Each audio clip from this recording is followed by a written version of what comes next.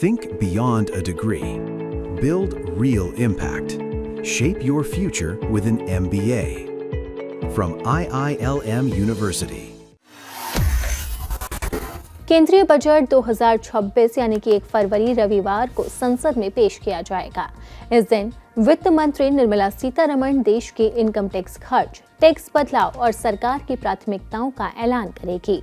हर साल की तरह इस बार भी आम लोगों के मन में यही सवाल है कि क्या बजट पेश होते ही इसके नियम लागू हो जाते हैं या फिर इसके लिए इंतजार करना होगा। लेकिन उससे पहले 1 फरवरी से कई नियम बदलने वाले हैं जो लोगों की जिंदगी पर सीधे तौर पर असर डालेंगे, खासकर कि लोगों की जेब पर। आपको बता दें कि हर महीने की पहली तारीख को कुछ नियमों में बदलाव होता है।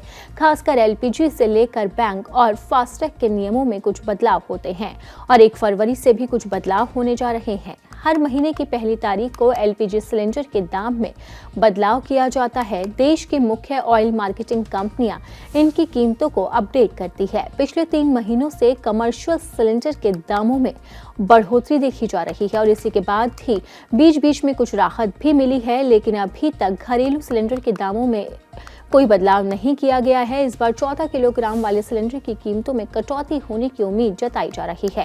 हालांकि ये तो 1 फरवरी को ही तय होगा कि कीमतों में इजाफा होगा या फिर कटौती। वहीं दूसरी तरफ केंद्र सरकार ने देश में कई नियमों को सरल और पारदर्शी बनाने के लिए अहम फैसले लिए।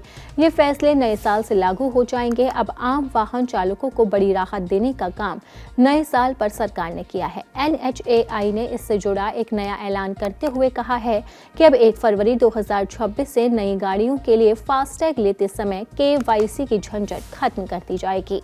बजट से पहले ये नियम बदल रहे हैं। केंद्रीय बजट सरकार का सालाना हिसाब किताब होता है।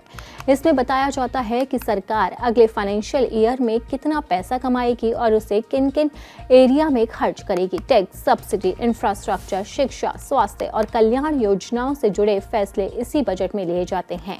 संविधान के अनुच्छेद 112 के तहत हर साल बजट पेश होना जरूरी है और इसी बजट से पहले 1 फरवरी को कई नियमों में बदलाव होगा जो लोगों की आम जिंदगी पर असर डालेगा।